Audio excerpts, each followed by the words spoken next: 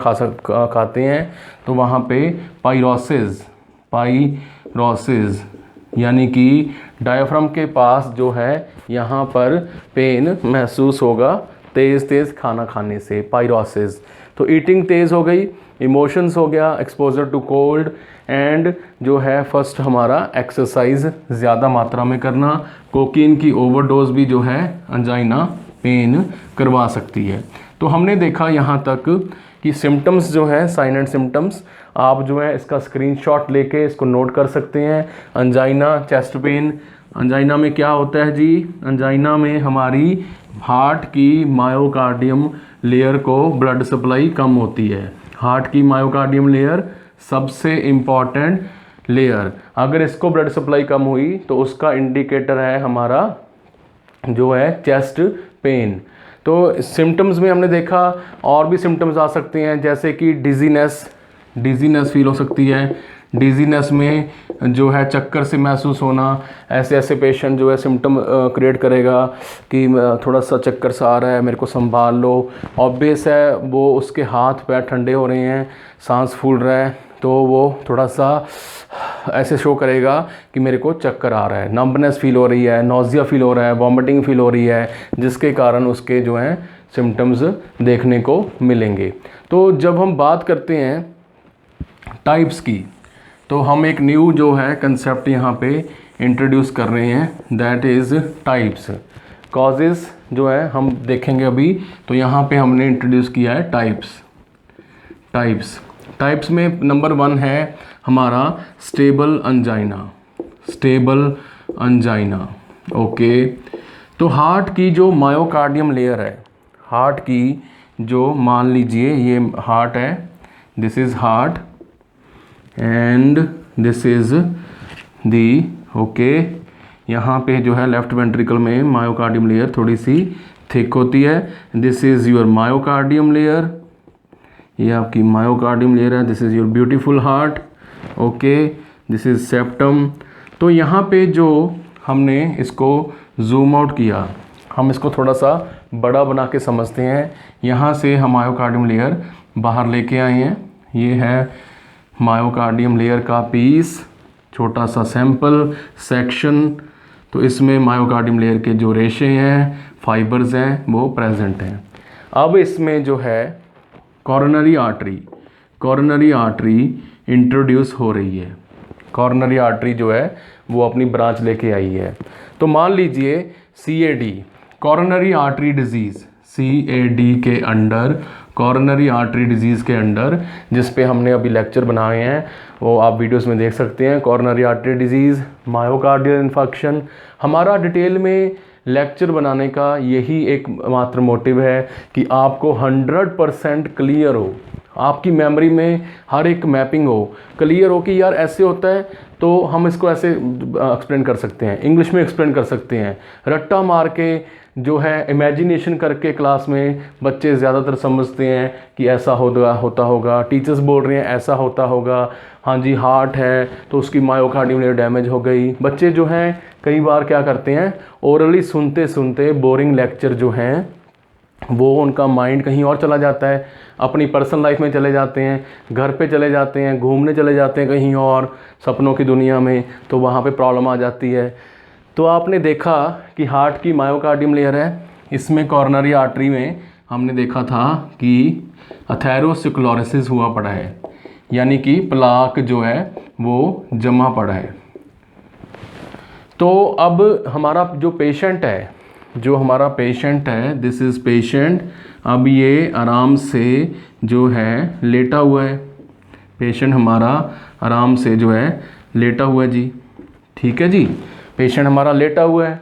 तो जैसे ही rest position पे पेशेंट रहता है, तो उसकी जो मायोकार्डियम लेयर है, मायोकार्डियम जो लेयर है वो यहाँ पे उसको ब्लड सप्लाई मिल रही है। बट जैसे ही ये हमारा पेशेंट है, okay, this is going to run, ये हमारा पेशेंट अब दौड़ना शुरू कर चुका है, डांस कर रहा है, हैवी एक्सरसाइज, तो इसकी जो मायोकार्डियम लेयर है उसको ज़्यादा मात्रा में ऑक्सीजन चाहिए। बट एथेरोस्क्लेरोसिस होने के कारण प्लाक फॉर्मेशन होने के कारण इसको प्रॉपर ब्लड सप्लाई नहीं मिल रही और यहाँ पे हमारी मायोकार्डियम इस्कीमिया, मायोकार्डियल लेयर की डेथ होना स्टार्ट हो जाती है। बट पेशेंट को जो है स्टेबल एंजाइना बोला जाता है, क्योंकि जब पेशेंट रेस्ट में है तब उसको कोई प्रॉब्लम नहीं है, स्टेबल है, क्योंकि प्लाक फॉर्मेशन ठीक है बट ब्लड सप्लाई भी मायोकार्डियम लेयर को रेस्ट पोजीशन में मिल रही है। अब पेशेंट को जब जैसे ही वो हैवी एक्सरसाइज, डंबल उठाना, running in the park and gym लगा रहा है, हैवी एक्सरसाइज, सीढ़ियाँ चढ़ रहा है, पौड़ियाँ जो चढ़ रहा है, तो वहाँ पे हमारे जो है मायोकार्डियम लेयर की एक्सर्शन होती है, जिसके कारण उसको ज़्यादा मात्रा में ऑक्सीजन चाहिए, which causes pain in the chest. तो पहला था हमारा स्टेबल एंजाइना। देन है टाइप नंबर 2। टाइप नंबर 2 में है अनस्टेबल। नाम से ही पता चल रहा है that it is unstable. Unstable angina जो है वो किसी टाइम भी हो सकता है और इसका जो है नॉर्मल सबसे बड़ा सिम्टम है that it even occurs during rest. ये जो है रेस्ट पोजीशन में भी हो सकता है अनस्टेबल एंजाइना। अनस्टेबल एंजाइना में मैक्सिमम जो है वो हमारी प्लाक फॉर्मेशन प्रेजेंट होती है। प्लाक फॉर्मेशन ज़्यादा मात्रा में जो है प्रेजेंट होती है, जिसके कारण पेशेंट को रेस्ट पोजीशन में भी जो है प्रॉब्लम रह सकती है। और हम देखेंगे कि नॉर्मल कंडीशन है जैसे कि सोना, बेड पे लेटना, और पेशेंट को जो है चेस्ट पेन हो सकता है, दैट इज़ अनस्टेबल एंजाइना। और कई बार क्या होता है, ये हमारा जो प्लाक है यहाँ से रप्चर होने के बाद, टूटने के बाद कॉर्नरी आर्टरी में कहीं और भी जो है वो घूम सकता है, चला जाता है, मायोकार्डियम लेयर में आ सकता है प्लाक रप्चर होने के बाद, जिसके कारण अनस्टेबल एंजाइना के सिम्टम्स जो हैं वो प्रेजेंट हो सकते हैं। तो हमने देखा 2 types, stable angina and unstable angina. हाँ जी, इन दोनों एंजाइनाज में क्या हो रहा है, दोनों एंजाइना में कॉर्नरी आर्टरी में क्लॉट बनने के कारण, एथेरोस्क्लेरोसिस होने के कारण मायोकार्डियम लेयर को ब्लड सप्लाई जो है इनसफिशिएंट मिल रही है, कम मिल रही है। Okay right. तो यहाँ पे हमने देखा कि हमारी कॉर्नरी आर्टरी है, okay, blood is coming in the normal anatomy, ये भी हमें समझ आ गया। ओके, तो नंबर 3 टाइप है, अनस्टेबल के अंडर ही आती है, that is Prinzmetal angina. Prinzmetal angina, okay, बड़ा ही सुनने में, बोलने में बड़ा अच्छा नाम है, प्रिंज मेटल एंजाइना। इस कंडीशन में क्या होता है, इस कंडीशन में कॉर्नरी आर्टरी एक क्या है, कॉर्नरी आर्टरी एक ब्लड वेसल है। तो इसका जो है ब्लड वेसल की दीवारों का, अब पाइप की दीवारों का स्पाज्म हो जाता है, स्पाज्म जो है हो जाता है, यानी ब्लड वेसल की दीवारें खुद ही स्पाज्मोडिक यानी कि सूज जाती हैं। अब यहाँ पे क्लॉट तो है नहीं, यहाँ पे क्लॉट तो है नहीं है, बट फिर भी ब्लड सप्लाई कम जाएगी। ओके, यानी क्लॉट नहीं बना तो स्पाज्म हो गया। यहाँ पे प्रिंज मेटल एंजाइना में there is spasm of the coronary artery.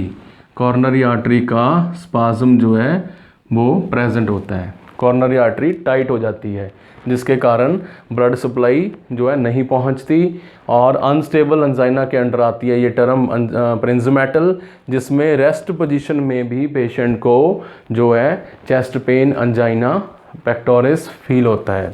तो हमने देखा कि 3rd टाइप हमारी है Prinzmetal angina.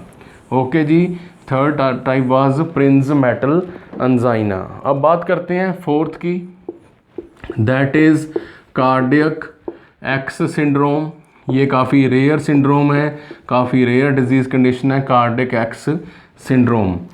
Cardiac X syndrome में क्या होता है कि मायोकार्डियम लेयर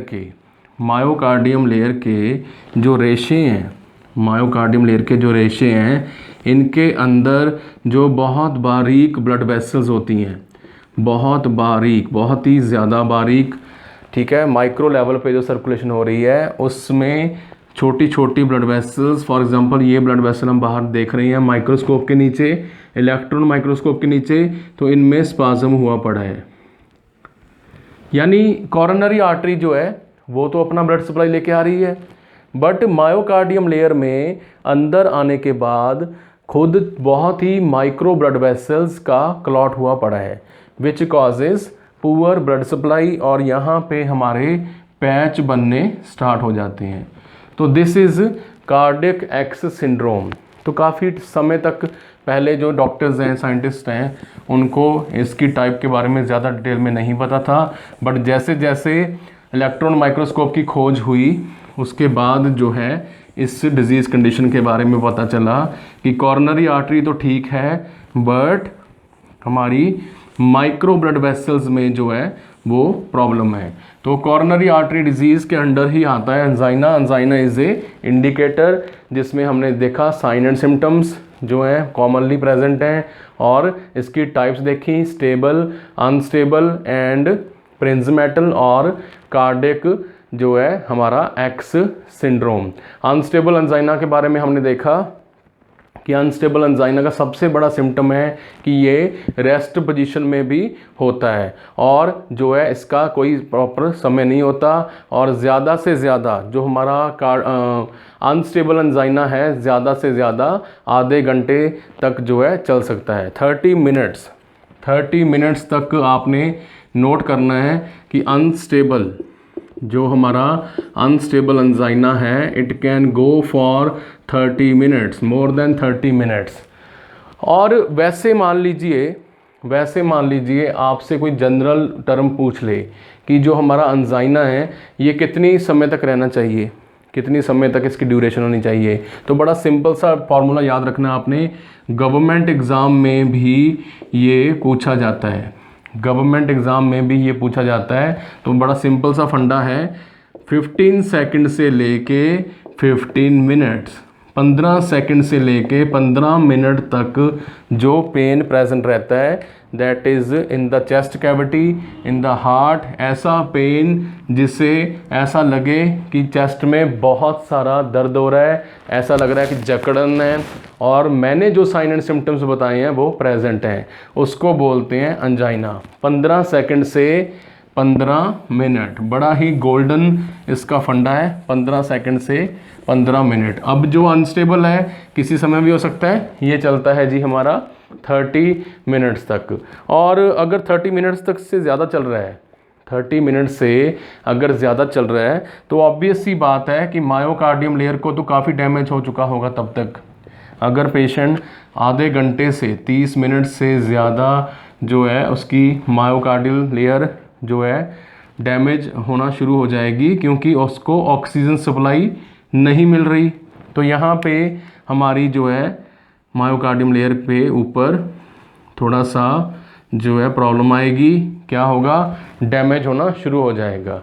तो जो है मेडिकेशन के साथ भी अनस्टेबल एंजाइना ठीक नहीं हो रहा, आधे घंटे से ज़्यादा हो चुका है, जिसके कारण जो है मायोकार्डियल इस्कीमिया, इसको मायोकार्डियल इस्कीमिया भी बोलते हैं, lack of blood supply ischaemia जो है देखने को मिलेगा, प्रेजेंट हो सकता है, जिसके कारण जो है डेथ होना स्वाभाविक है, और डेथ हो भी सकती है। तो हमने देखा स्टूडेंट्स जो है हमारी टाइप्स के बारे में हमने अभी डिस्कशन की। Now coming next to the topic are risk factors. तो कौन कौन से कॉजेज़ हैं, रिस्क फैक्टर्स या फिर कॉजेज़।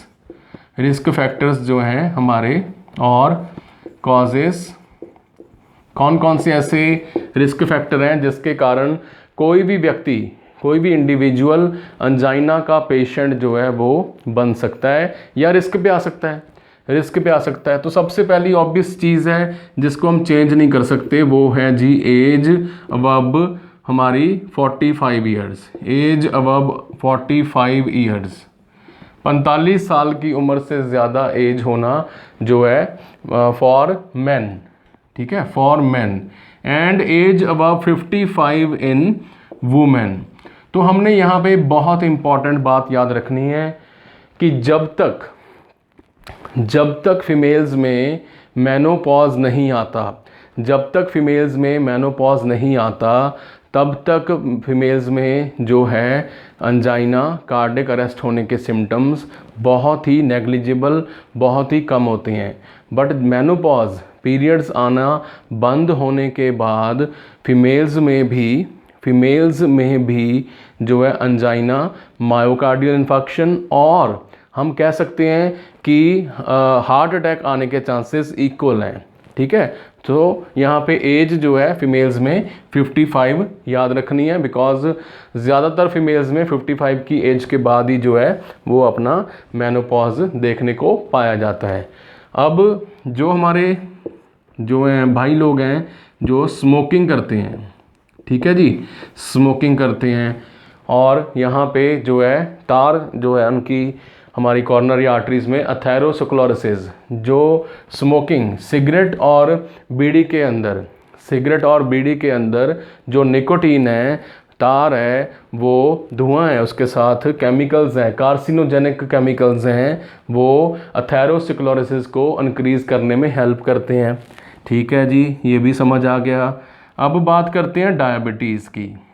तो मान लीजिए किसी पेशेंट में हमारी क्या बोलते हैं कॉर्नरी आर्टरी ठीक है, ओके, हार्ट ठीक है, बट जो अंदर से पास होने वाला ब्लड है, अंदर से जो पास होने वाला ब्लड है वही बहुत ज़्यादा गाढ़ी मात्रा में है, उसमें शुगर लेवल बहुत हाई है। मान लीजिए sugar level is more than 150, एक 150 से ज़्यादा है, ठीक है, mg/dl, 150 mg/dl। तो क्या होगा, अंदर जो ब्लड पास हो रहा है मायोकार्डियम लेयर में वो चाशनी की तरह, मलाई की तरह, ठीक है, काफ़ी विस्कस होगा, काफ़ी गाढ़ा होगा। तो माइक्रो सर्कुलेशन, छोटी छोटी जो ब्लड वेसल्स आगे ब्रांचेस बना रही हैं वहाँ पे ब्लड सप्लाई नहीं पहुँच पाएगी। इसके बाद है LDL या फिर इंक्रीज्ड कैलेस्ट्रॉल की मात्रा इंक्रीज़ होना, इसके कारण भी मायोकार्डियल इन्फेक्शन जो है हो सकती है, इसके कारण भी अंजाइना के सिम्टम आ सकते हैं। और सबसे बड़ी बात है जेनेटिक्स। कई फैमिलीज़ में जो है इट इज़ रियली अनफॉर्चुनेट कि कार्डियक अरेस्ट जो है अपना जेनेटिक्स में चल रहा है और फैमिली टू फैमिली उनके अंदर जो है केसेस पाए जाते हैं। देन है हमारा कलर चेंज करते हैं हाइपरटेंशन के कारण भी जो है हमारा पेशेंट जो है कार्डियक अरेस्ट फेस कर सकता है, प्लस उसको अंजाइना हो सकता है। रीनल डिजीज़ कैसे अंजाइना पेक्टोरिस करवा सकती है, ये आपने मुझे कमेंट सेक्शन में बताना है। तो जैसे ही आप कमेंट सेक्शन में बताओगे उसके बाद मैं रियल लॉजिक बताऊंगा। Renal disease in the comment section, सारा कुछ सर बताएंगे तो बच्चे इंटरेक्ट नहीं करेंगे, लेक्चर बोरिंग हो जाएगा। हमने वैसे नहीं पढ़ना कि बेटा मैडम क्लास में आई, चश्मा लगाया, हाँ जी बेटा समझ आ गया, हाँ जी बेटा समझ आ गया, हाँ जी बेटा समझ आ गया, कोई डाउट है पूछ लो। पहले मैडम डांट देती है, उसके बाद डाउट पूछती है। तो कोई भी बच्चा डाउट पूछता ही नहीं है क्योंकि उनको लगता है कि मैम विल गेट एंग्री। तो यहाँ पे एंग्री वाला सिस्टम तो भाई साहब है ही नहीं है, यहाँ पे एंग्री वाला कोई सिस्टम है ही नहीं है। ये आपकी क्लास है, आपके लिए है, मेरी तरफ से है आपके लिए, तो हमने फुल्ली इंटरेक्ट करना है। जितना क्वेश्चन पूछोगे, जितने डाउट लेके आओगे, उतने डाउट मैं क्लियर करूँगा, ये मेरा आपसे प्रॉमिस है। इसी पे हमारी जो क्लास है बेस्ड है ऑन दिस फिलॉसफी। तो आपने बताना है कि रीनल डिजीज़ कैसे जो है कार्डियक अरेस्ट, अंजाइना या फिर हार्ट अटैक को जन्म दे सकती है। इसके बाद है थायराइड डिसऑर्डर। इसके बारे में हम विस्तार में चर्चा करेंगे, डिटेल में चर्चा करेंगे इन द हमारा एंडोक्राइन डिसऑर्डर्स में ये जो वीडियो है आप देख सकते हैं कि किस तरह thyroid disorder T3 and T4, yes T3 and T4 hormones जो हैं मेटाबॉलिज्म के ऊपर असर डालते हैं, जिसके कारण अंजाइना पेक्टोरिस हो सकता है। हाइपोथर्मिया, यहाँ पे फिर कलर चेंज करते हैं। हाइपोथर्मिया जो है वो ठंड ठंड के कारण ब्लड वेसल्स कंस्ट्रिक्ट करेंगी, ब्लड वेसल्स टाइट हो जाएंगी, वापस जाएगा ब्लड ज़्यादा मात्रा में, बीपी बढ़ेगा। देखिए आपके पास एक पाइप है, आपने उसको टाइट कर दिया तो उसके अंदर फ्लूइड का प्रेशर बढ़ेगा, ऑब्वियस है बढ़ेगा ना। तो जैसे ही सारी ब्लड वेसल्स ठंड में टाइट हो जाती हैं, ठंड लगती है, शिवरिंग, तो उसके बाद सारा वीनस रिटर्न ज़्यादा हो रहा है, हार्ट का साइज़ फिर बढ़ गया, हार्ट को ज़्यादा पंप करना पड़ रहा है। ऑलराइट, तो हमने देखा we had seen hypothermia, genetics, cholesterol, hypertension, renal disease, thyroid disorder, then again age factor, smoking, diabetes mellitus. Diabetes mellitus जो है वो क्या कर रही है, वो ब्लड को विस्कस बना रही है। देन हाइपोक्सीमिया, वेरी गुड, किसी ने नीचे कमेंट किया है हाइपोक्सीमिया। सर आपने तो लिखा नहीं जी हाइपोक्सीमिया। हाइपोक्सीमिया में क्या हो सकता है, अगर आप मान लीजिए हाइपोक्सिया में क्या है, अगर आप पहाड़ी एरिया पे चले गए, अपने फ्रेंड्स के साथ मस्ती कर रहे हैं, तो हाइट पे जो ऑक्सीजन का प्रेशर है, याद रखना है कि हाइट पे ऑक्सीजन का प्रेशर कम होता है, मात्रा कम नहीं होती, प्रेशर कम होता है, हमें सांस लेने में दिक्कत होती है। ठीक है, प्रेशर कम होने के कारण हमें सांस लेने में दिक्कत होती है। तो ठीक है, हार्ट ओके है, कॉर्नरी आर्टरी ओके है, बट यहाँ पे तो ऑक्सीजन ही नहीं है। तो हाइपोक्सिया में भाई साहब क्या है, हमारे आरबीसी क्या करेंगे बेचारे, अपने आप तो ऑक्सीजन बना नहीं सकते। तो हाइपोक्सिया में आरबीसी कहाँ से ऑक्सीजन लेके आएंगे, जब बाहर तो ऑक्सीजन है ही नहीं है। तो क्या होगा, अंजाइना के सिम्टम आने शुरू हो जाएंगे। हाइट पे जाने के बाद चेस्ट पेन होना स्टार्टिंग जो है हो सकता है। और इसके बाद है डिजीज़ कंडीशन, रेड कलर से ब्लड, रेड कलर से याद रखना है अनीमिया जो है प्रेजेंट हो सकता है। अनीमिया में क्या होता है, HB हीमोग्लोबिन कम हो जाता है, हीमोग्लोबिन जो है वो कम हो जाता है। हीमोग्लोबिन क्या करता है, हीमोग्लोबिन आरबीसी में ऑक्सीजन कैरी करने का काम करता है। ऑक्सीजन कैरी करने का काम जो है हीमोग्लोबिन कर रहा है। तो ये जो रिसेप्टर साइट्स हैं, ऑक्सीजन बाइंडिंग साइट्स हैं, ये हीमोग्लोबिन मॉलिक्यूल के साथ ऑक्सीजन चिपक जाती है। तो जितना ज़्यादा HB होगा, नॉर्मल होगा 12 से 14 की रेंज में होगा for the males, and for Indian females it is 9 standard. तो ज़्यादा ऑक्सीजन कैरी करेगा, तो नॉर्मल जो है मायोकार्डियम को ऑक्सीजन पहुंचेगी। बट जिस पेशेंट का HB ही कम है, उसका जो ब्लड है कम ऑक्सीजन कैरी करेगा। इसके अलावा जो है हमारा हाइपोटेंशन, बीपी कम होना, हाइपोटेंशन। अब जो है हार्ट की कोई और बीमारी है, वो भी इसके कारण जो है हमारा अंजाइना जो है हो सकता है।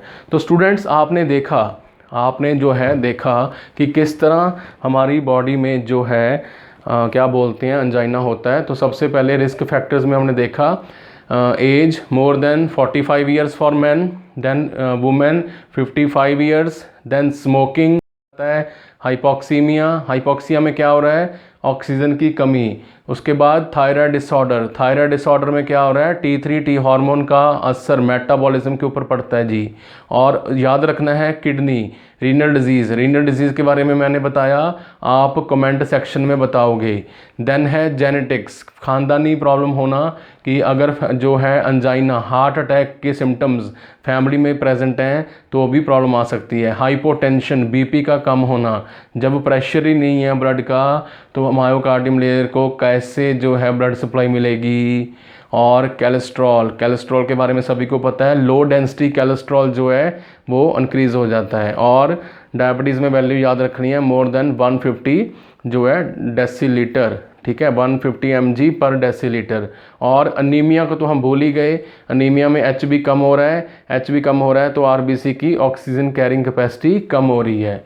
तो हमने देखा स्टूडेंट्स कि किस तरह जो है हमारा अंजाइना के रिस्क फैक्टर्स हैं, कॉजेज़ हैं, वो कई सारे हैं जिसके कारण ये डिज़ीज़ जो है हो सकती है।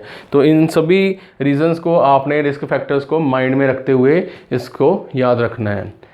तो लेट्स हैव सम ब्रेक, उसके बाद जो है डिस्कस करते हैं इसके रिगार्डिंग और भी ज़्यादा इन्फॉर्मेशन। आपके साथ बने रहिए for the angina pectoris detail information के लिए।